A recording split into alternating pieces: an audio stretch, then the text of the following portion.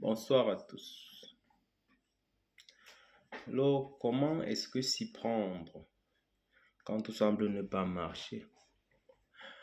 Comment est-ce que on se présente, on se positionne dans un monde où la concurrence paraît de plus en plus grandissime?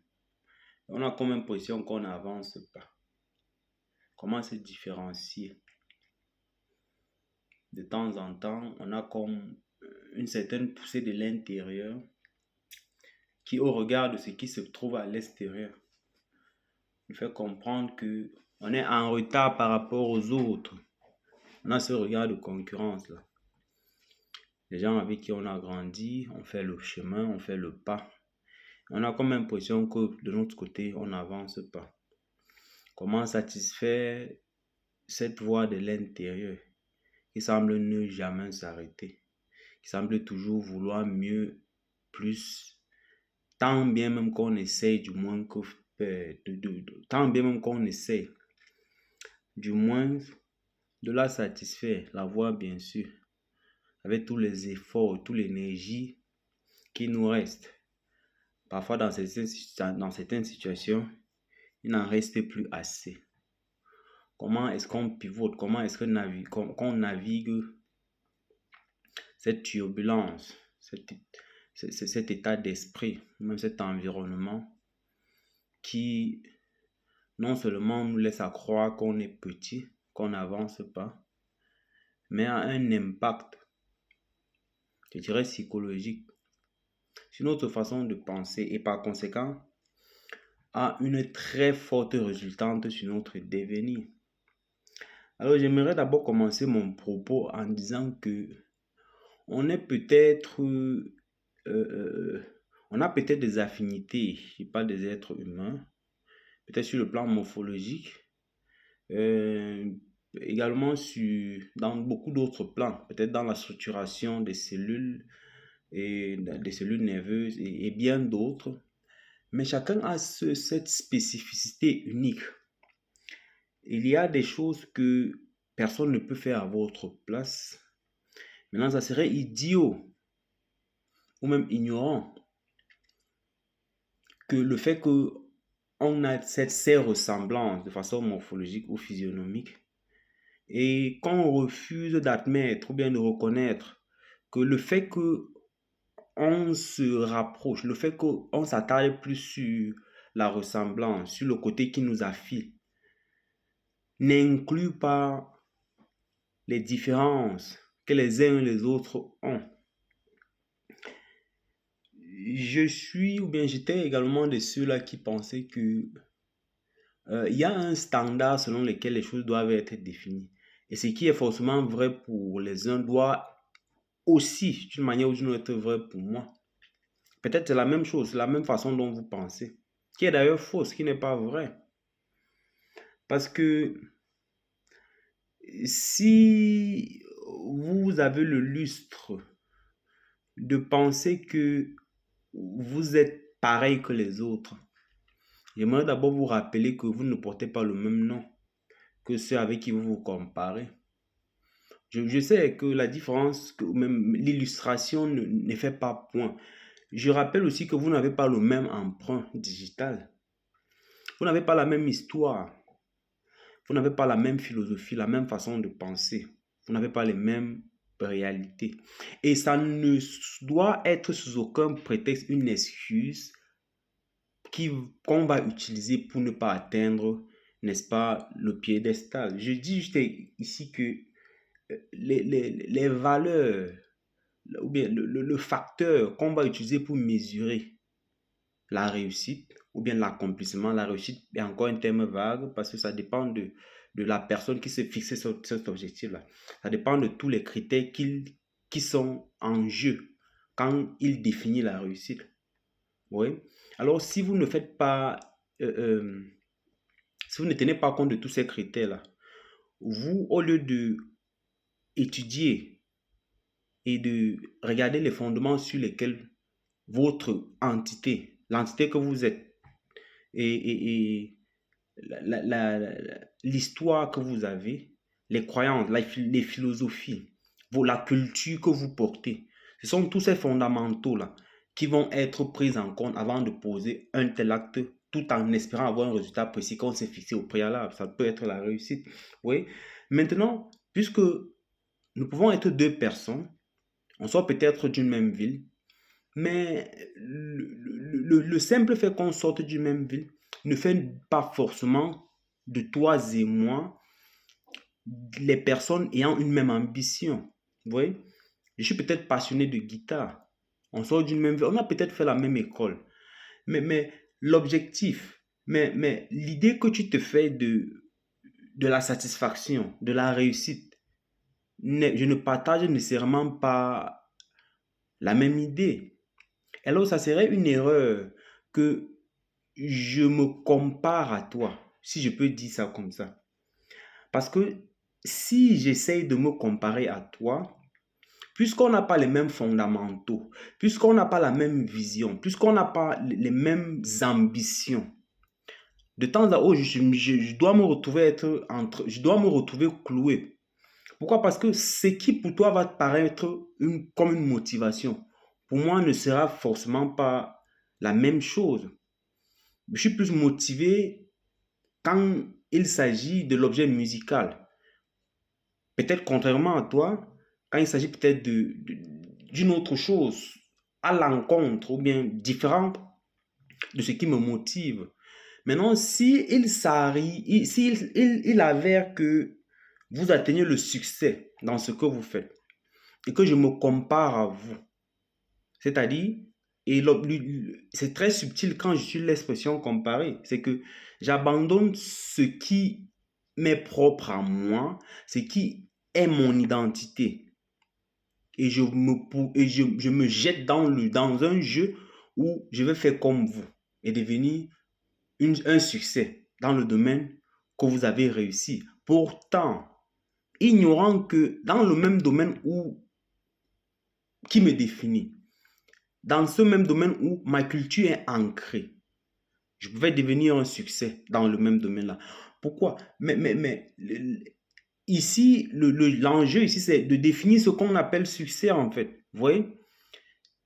Parce que, en réalité, comme quelqu'un disait, le succès, c'est de faire ce qu'on veut, ce qu'on a toujours aimé faire. C'est ça le succès. Être une femme de ménage pour quelqu'un qui a toujours aimé être une femme de ménage, c'est le succès. Pour cette personne-là, c'est le succès. Vous voyez? Être un enseignant, un éducateur, c'est le succès. Vous voyez? Être un musicien, c'est le succès. Maintenant, c'est comment est-ce que vous faites ce dont pourquoi vous êtes appelé à faire? Est-ce que cela paraît comme du travail? Est-ce que cela paraît comme du caillou dans vos chaussures? Est-ce que ça vous prend beaucoup d'énergie pour exercer cela? Est-ce qu'il faille que vous procrastinez? Est-ce que le simple fait de penser à poser cet acte ou à faire ce travail vous donne des vertiges, des vertiges? Alors, dans ce cas-là, c'est que vous faites quelque chose dont vous ne vous plaisez pas à faire. Et laissez-moi vous dire que tout ce que vous faites et que vous ne vous plaisez pas à faire, vous ne pouvez pas atteindre l'apogée. Vous voyez? Vous ne pouvez pas atteindre l'apogée dans ça. Vous ne pourrez pas avancer. Parce que ce que vous faites, vous êtes en contradiction, votre esprit est en contradiction avec ce que vous faites. Alors, par conséquent, peu importe toutes les techniques qu'on vous donne dans ce domaine-là, vous n'allez pas atteindre l'apogée. Ça va toujours paraître comme du travail. Ça sera toujours difficile. Pourquoi? Parce que vous n'êtes pas en alignement avec ce que vous faites. Et par conséquent, vous ne pouvez pas réussir dans ce que vous faites. Maintenant, il y a plusieurs segments dans la réussite, hein, et la manière la plus courante aujourd'hui, c'est quand, bon, la récompense la plus courante qui peut directement être attribuée au succès, c'est l'argent. Oui. Mais il y a aussi d'autres récompenses qui peuvent être la satisfaction intérieure, la paix, l'estime de soi, qui sont d'autres différentes satisfactions qui peuvent, n'est-ce pas, contribuer, ou bien que les uns et les autres recherchent. Tout le monde ne fait pas tout nécessairement pour l'argent. Bon, à un certain niveau, on se rend compte que c'était pas l'argent, la motivation. Donc, il faut d'abord commencer à définir ce qu'on veut. Et on définit, si c'est le succès que vous voulez, c'est quoi le succès? Définissez ce que vous voulez. C'est quoi le succès? Pas parce que la société présente, voici ce que le succès doit être, que vous allez suivre. Et j'aime toujours le dire que ne soyez pas des gens qui suivent.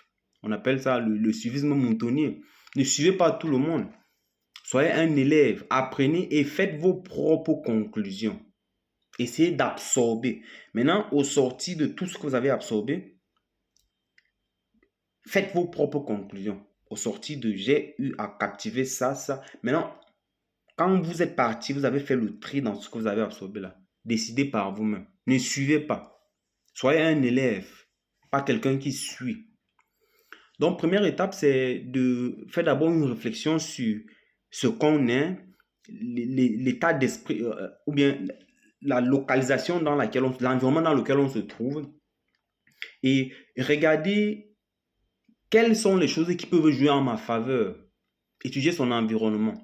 Parce que, vous savez, notre esprit, bien le cerveau humain, compte tenu de l'environnement et compte tenu même des activités selon lesquelles on fait face au quotidien, le cerveau humain a tendance à trouver plus des choses ou bien des éléments qui vont enfreindre votre développement plus que les éléments qui peuvent vous aider à grandir. Pourquoi? Ce n'est pas une erreur, hein, c'est parce que l'environnement est de plus en plus toxique.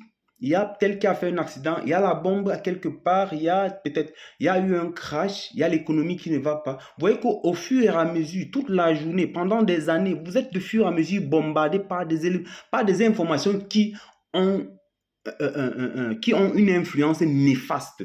C'est pour ça que de temps à autre, même quand on vous met dans un environnement qui est propice, votre cerveau, puisque le cerveau a été programmé depuis le bas âge à retrouver des éléments néfastes, votre cerveau s'est nourri des éléments néfastes. Vous aurez tendance à chercher ce qui ne va pas, même si le milieu est propice. Votre cerveau aura tendance à se méfier, à chercher autour de vous pour trouver quelque chose de néfaste. Puisque c'est de ça, c'est de cette énergie-là. C'est comme une égrégore. C'est sur ça que votre cerveau s'est nourri depuis des années. C'est l'élément qui nourrissait votre cerveau. Alors, ça n'étonne pas que vous allez voir des gens, et même ça se voit, non, que une unité de mesure, on présente un verre, certains disent que le verre à moitié plein, d'autres disent que le verre à moitié vide. Donc, c'est une seule chose, mais c'est un élément, une unité de mesure, mais la conception est totalement différente pour un seul objet. Vous voyez? Donc, première étape, c'est regarder son environnement, regarder sa culture, regarder et essayer d'étudier et voir dans quelle mesure. Regarder pour comprendre quels sont les éléments qui sont en ma faveur, quelles sont les ressources, quel est le potentiel que j'ai.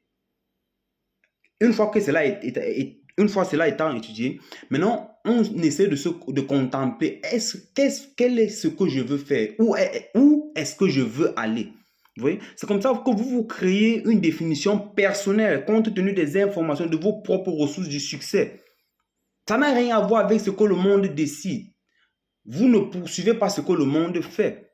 Vous faites quelque chose qui est individuel à vous. Pourquoi? Rappelez-vous à l'entendre de la vidéo, j'ai dit que si vous vous comparez, vous allez toujours avoir comme cette impression selon laquelle vous n'avancez pas, selon laquelle les gens sont plus meilleurs que vous. Vous voyez? Et ça revient même à répondre à une thématique qui est très importante, c'est pourquoi est-ce que le stress augmente plus les années passent? Pourquoi? Parce que, vous voyez, si on fait peut-être un petit flashback en arrière, on rentre peut-être dans les années 1500, il n'y avait pas de téléphone, vous voyez? Il n'y avait pas de WhatsApp, il n'y avait pas de réseaux sociaux. Alors, c'était facile pour quelqu'un d'être le meilleur de son village, ou bien de sa ville, vous voyez, ou bien de sa rue.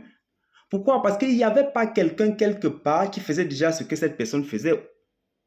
Alors, il ne se comparait à personne. Il était meilleur de sa street. Vous voyez? Maintenant, vous voyez que avec l'avènement des réseaux sociaux, qui est d'ailleurs une très bonne chose, hein, dépendamment de l'esprit qu'ils utilisent, vous voyez que vous avez comme impression, aussi, même si vous êtes meilleur, vous avez toujours comme impression que les gens vous dépassent. Pourquoi? Vous voyez? Parce qu'on a tendance à se comparer aux autres. Vous voyez? Parce que peu importe, aussi meilleur que vous soyez, il faut juste que vous preniez votre téléphone et que vous commencez à scroller. Vous allez voir que les gens font 10 000 fois ce que vous faites. Et ça va vous frustrer si vous vous comparez aux autres. Maintenant, ce que je pense que la solution ici, c'est d'étudier son environnement et de reconnaître le potentiel ou bien les ressources qu'on l'on a à sa disposition. Et sur cette base-là, définir le succès selon les ressources qu'on a. Définir son propre succès. Maintenant, troisième position, c'est d'éviter de tomber dans ce piège de se comparer aux autres. Parce que peut-être on a la même morphologie, peut-être on a les mêmes cellules, mais notre identité, l'identité ou bien la culture, ou bien tout ce qui fait de vous ce que vous êtes, ce n'est pas la même chose. Alors vous ne pouvez pas me comparer à quelqu'un d'autre. C'est comme ça que vous ne pouvez pas aussi comparer l'ours polaire qui se nourrit 100% de la viande et un autre ours qui vit en région tropicale, qui se nourrit peut-être 30% qui est 30% carnivore.